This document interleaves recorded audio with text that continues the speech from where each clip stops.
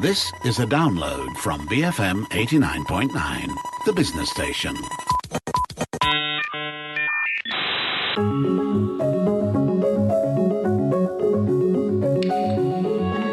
BFM 89.9, the business station. My name is Rich Bradbury. This, of course, is MSP 113. Now, a few weeks ago, MSP looked at some of the emerging technologies that could shape the next decade. Today, we're looking a little more in-depth at what those discoveries might mean for the way we live. And with us is our resident ray of moonlight on a hot sunny day, Matt Armitage. We're a business radio station, Matt. So obviously, let's start with the workplace. Hey, Rich. Obviously, I think we're going to see a lot of massive changes to our work culture over the next 10 years. Now, it's certainly true to say that the gig economy has had an enormous impact, especially over the last few years. A lot of positives and a lot of negatives. In terms of the positives, it allows people to work flexible hours. So it's actually brought a lot of new workers into the economy. So people who are carers, for example, and want to work part-time, people who prefer to work nights. So it gives people a bit more kind of control. Obviously, there's that ability to earn extra income, especially important as we've seen a lot of kind of wage stagnation over the last sort of 5 to 10 years. So at its best, the gig economy, it can be very democratizing and empowering. As I said, it gives people control. It allows them to set their terms. They can choose what companies that they work for. So it's a very different method of working. I'm sensing a but. So at its worst? Well, yes, there are negatives too. So obviously you're regarded as freelance or self-employed rather than being an employee. As a result of that, you don't have that sense of job security. And there's a lot of social uncertainty that comes with that as well. In terms of practical issues, it can be hard to get credit, mortgages, loans, that kind of thing that actually require those kind of wage slips for 3 months, your employment history, those kind of things. You can also end up working very, very long hours. Now, often when you join these companies, there are huge incentive packages that make it look very, very attractive. Now, once those incentive packages run out, you can end up working, as I said, very long hours at very low basic rates of pay. And of course, along with that status as a freelancer, there's a lack of benefits. You may not get medical coverage or medical leave. You may not get paid holiday. And of course, there's also this element of it becoming a bit of a trap. You might be incentivized by the company to buy the equipment that you need to work for them. And you get into this situation where you've got really large loans with a long repayment period that are linked to you actually doing your work for that company. But you think it will still play a major role in employment over the next decade? Yeah, we're not going to see that changing, I think. As I said, at its best, it can be democratizing. In developing countries, it really does present an alternative. You get to work for yourself rather than in industries that might be even lower paid and more exploitative than some of the gig economy companies. There's this irony in that what we see is kind of a path downwards in the West in terms of working for a gig economy, a gig company, can actually be viewed as a path upwards in other parts of the world. So I think what we will see and what we're already starting to see is more regulation of the sector. I think we mentioned on the show a few weeks ago that California especially is leading the way with legislation that grants many of the rights of full-time employees to gig economy workers. And will those gig companies fight back, challenge legislation and look for loopholes? Oh, undoubtedly. I mean, if we've learned anything over the last 10 years, it's that, what many emerging industry companies seem to want to disrupt the most are regulations and paying taxes. That would be great if they were doing it for our benefit, but anytime you shift the tax burden away from companies, it inevitably shifts back to workers, everybody else in society. Yeah. And that's the same story with the hidden costs of loose regulation as well. Everything from environmental cost to more direct costs like healthcare and childcare. I think if one thing comes to define the Roaring '20s as a decade, I think it'll be the phrase, I'll see you in court. Last decade was very much about Silicon Valley disruption. this next decade, I think we'll see a culture of litigation. And we can see the scale of legal challenges already escalating. We've seen the challenges to the new legislation in California. But there's also a flip side, which is protecting the public. We've seen the numerous US states filing lawsuits against Purdue Pharma and other pharmaceutical companies over the alleged mismarketing of prescription opioids. And that has already pushed Purdue Pharma into bankruptcy protection. It's more or less a battle between people and companies. Well, that's a bit black and white. One of the things that kind of gets on my nerves when you see coverage of things like the World Economic Forum at Davos is that it's often portrayed as being a them and us kind of situation. But the reality is much more one of shifting sands and moving alliances. We make this grand assumption that big companies all share the same outlook. And that simply isn't true. I mean, look at Apple's opposition to selling data, which puts it at polar opposites to Facebook and Google. Tech companies with liberal, progressive workforces are likely to back progressive social and environmental policies, but maybe a fossil fuels or an agrochemicals conglomerate is less likely to fight for cleaner air and water legislation that will impose costs or penalties on their operation. Some commentators have portrayed this as a make or break decade in terms of defining whether we follow a corporate-led path or a more publicly oriented one. Do you think that's the case? Well, again, as I said, it's easy to think of these things as being black and white.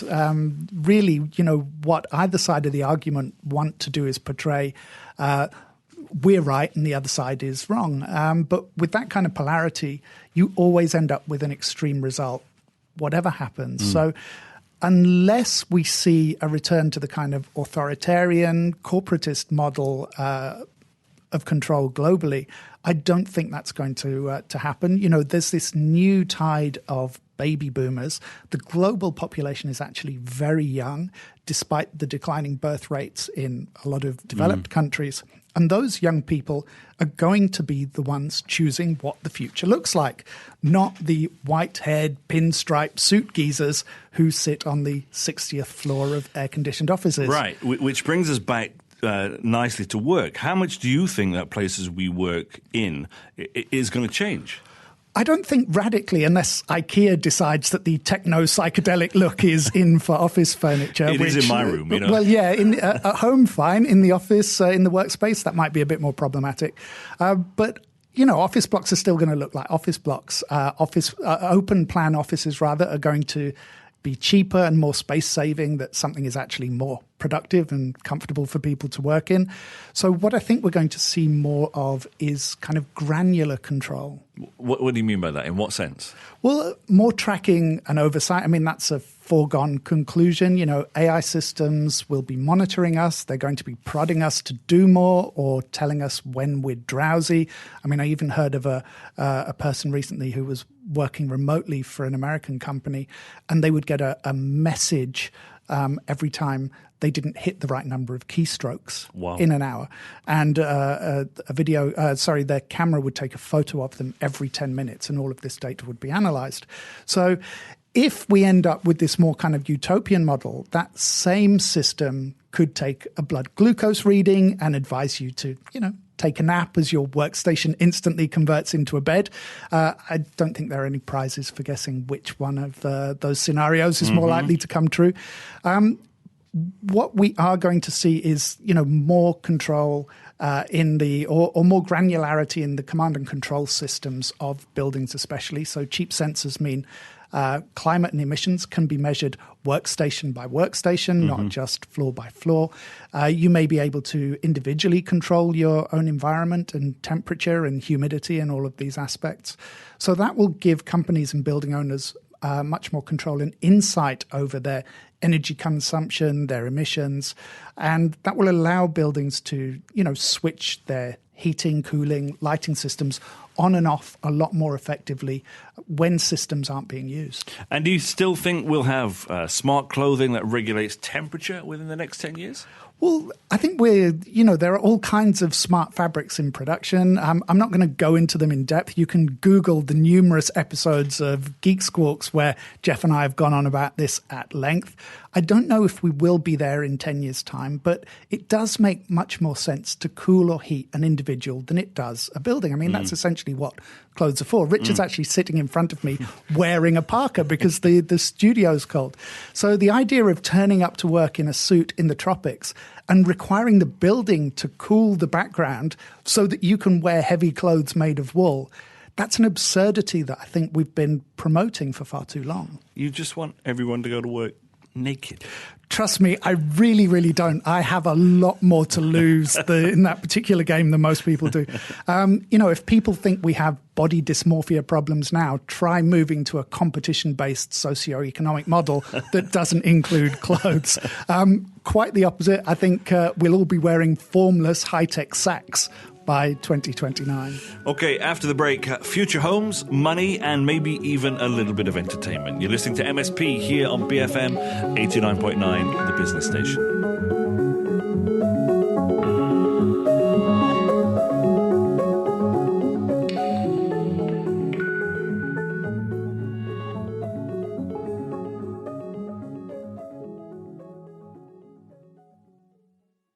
Burger, fries, Milo. BFM 89.9, the business station.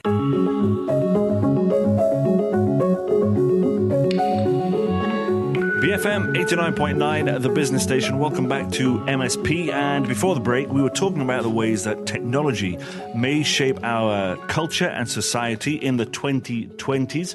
So far, it's all seemed to be work, work, work. Well, that's the huge irony, isn't it? The 20s may be the first decade where we actually see less work for people. It could be the first decade where emerging companies, emerging industries employ fewer people than the companies and industries they replace. I can't say industries today. That supposed truth has been a mainstay of economic systems since the Industrial Revolution. Yeah, I managed it that time.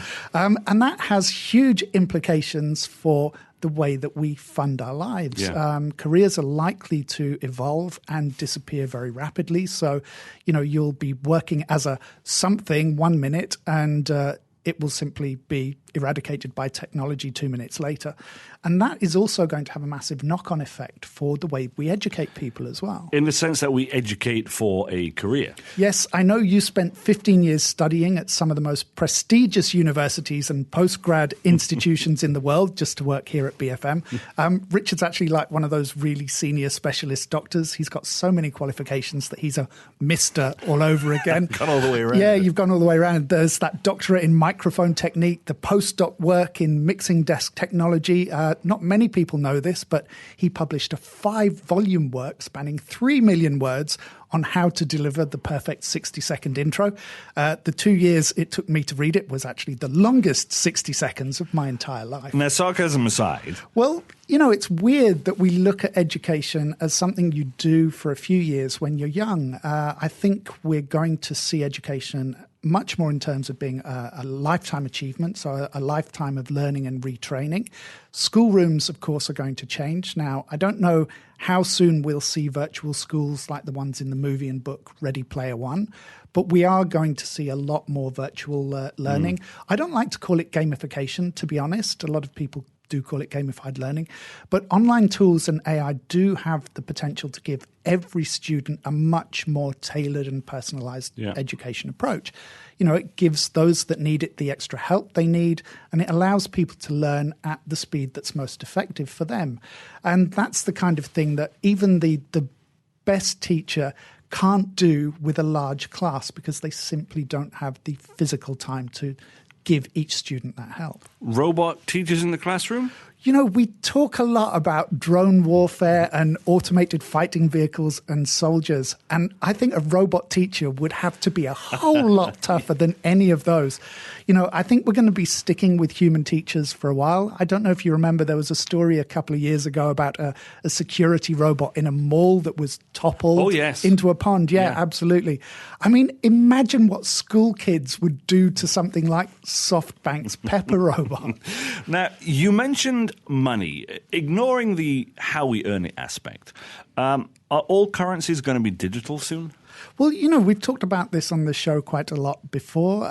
Some countries are almost cashless already. And I'll be honest, I used to go to the ATM all the time in Malaysia.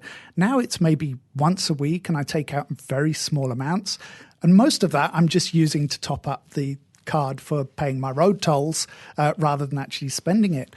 And it's quite amazing that in such a short time, Malaysia has become a country where it's almost, not quite, but almost possible to go entirely cashless. And what about things like cryptocurrencies, e-wallets? Well, I'm not convinced still about individual independent cryptocurrencies, especially when it's primarily used as an investment tool that converts into real-life currencies. That fails the currency test for me. It's not stable. It's not predictable. It's not actually easy to spend. Companies and workers demand all of those things of a currency. And, of course, they're not as safe as government-backed currencies. Not that those are massively safe in every instance either. For all that we've heard about the security of cryptocurrencies, we've seen these huge cases of fraud, sometimes actually perpetrated by the operators of the currency. And we've seen, the supposedly impossible leakage and theft, especially in the exchange systems. So I do think we will see central government-backed cryptocurrencies, which will essentially just be evolutions of the currencies we use now. How those are going to connect, stabilize, and exchange, and the speed that they'll do those things at, I think that's probably yet to be seen. So over the next 10 years at least, I think it won't be that dissimilar from the mechanisms and methods that we have now. But I would approach the idea of social media-backed currencies probably with extreme caution. What about e-wallets? It seems like even my next-door neighbor has their own e-wallet system nowadays. Well, I'll admit to everyone that you just told a rubbish joke that I basically forced you to make. But there is a kernel of truth there because, recently I found out that a restaurant chain I often visit has its own e-wallet. You get discounts if you load it, and you can use it at any of the various outlets in the chain. But why do I want to do that? Sure, discounts are great, but why on earth do I want to prepay for my food? That's not a real benefit for me. This is a sector that I think is long overdue a regulatory shakeup.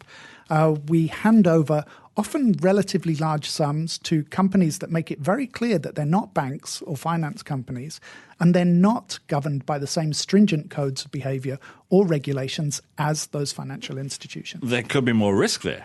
Well, I'm not going to say it as a blanket, but, this is boring, but it might save you some money. Wherever you are in the world, check what regulatory framework that e-wallet you're using is operating under and what protections that it actually affords to your money. In the majority of cases, the e-wallet provider will be fully responsible. They'll be a transparent financial player. But don't be that person who switches their salary into an e-wallet because you get a load of cool free wallpapers or something equally silly. And how do you see these wallet systems evolving? Well, I don't think they're going away. As I said, I think they're going to become more tightly governed, both from a user and operator point of view, so that, for example, you can't use them to transfer dodgy money peer-to-peer, for example.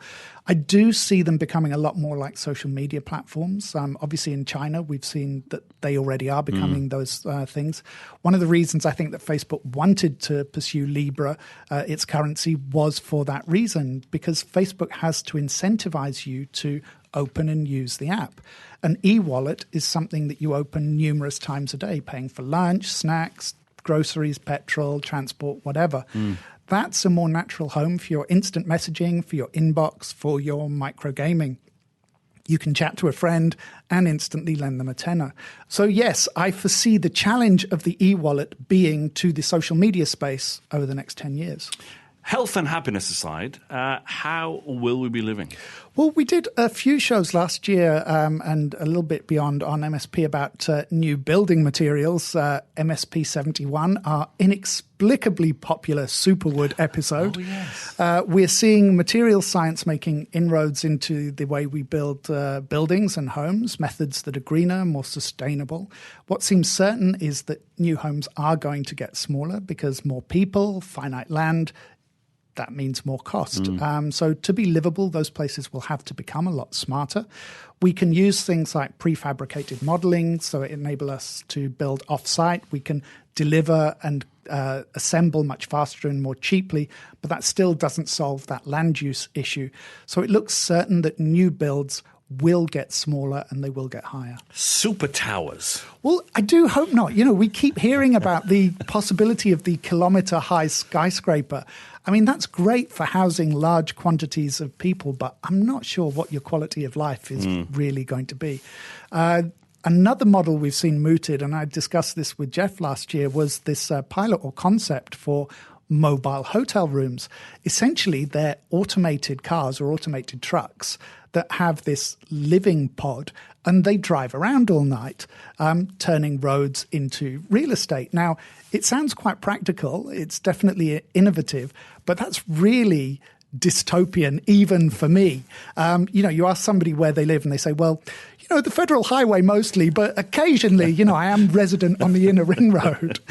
Now, with that in mind, what about autonomous cars? It seems like we've been promised them almost as long as, flying cars. Well, yeah, it does seem like it's been almost 20 years that we've been promised this already. There are still plenty of experts who don't think we'll see them on the roads in large numbers anytime soon. They think that the machine intelligence systems are not mature enough, that the sensors are still not good enough, that they still simply can't compete with human drivers in terms of overall competence. Now, obviously, again, that's a moot point. We may have better cognitive functions in general than machines, but humans are horrible, erratic drivers. We will certainly see a lot more than the current pilot schemes that we've seen in kind of selected cities around the world. But something we've highlighted again on previous shows, the systems for autonomous vehicles will probably work better if all the vehicles are autonomous because they can communicate, they can potentially reduce congestion because traffic will flow more freely through the cities simply because they're talking to each other. It treats traffic flows basically as a machine. Humans are that disruptive wild card, turning at the last minute, jumping traffic lights, accelerating and braking rather than going with the median traffic speed. Most of which, I'm not going to say which, I am guilty of. But what we've yet to see is what public perception will turn out to be once those machines are involved in serious and probably fatal injuries, collisions and accidents. Even if it reduces injuries overall? Well, one of the nice things about humans is that we don't tend to look at the people who haven't been killed or injured. You can imagine the headlines now. 2021, autonomous cars kill nobody. 2022, self-driving cars kill 250,000 people. That's Skynet, Terminator, Matrix type numbers. It doesn't matter if the reality of that headline is that in 2021, there were essentially no autonomous cars on the roads to kill anybody, or that their introduction in 2022 led to road deaths decreasing from 500,000 to 250,000. The headline is still, machines kill 250,000 humans a year. Now, you do know that there's no time for entertainment now. That's practically the motto of MSP. That should be what it says on the tin. We did the show a couple of weeks ago about CGI movie stars. So definitely I think we're going to see a lot more virtual stars, singers and influencers. We're going to see, I think, a lot more nostalgia. The digital generation is eating up shows like Friends. So I think we can expect to see the return of Northern Exposure, My So-Called Life, and, of course, Everybody Loves Raymond. So next stop, 2030. You're listening to MSP here on BFM 89.9, the business station.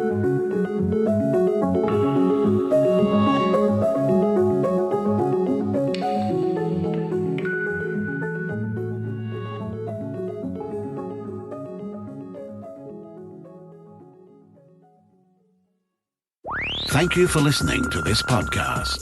To find more great interviews, go to bfm.my or find us on iTunes. BFM 89.9, the business station.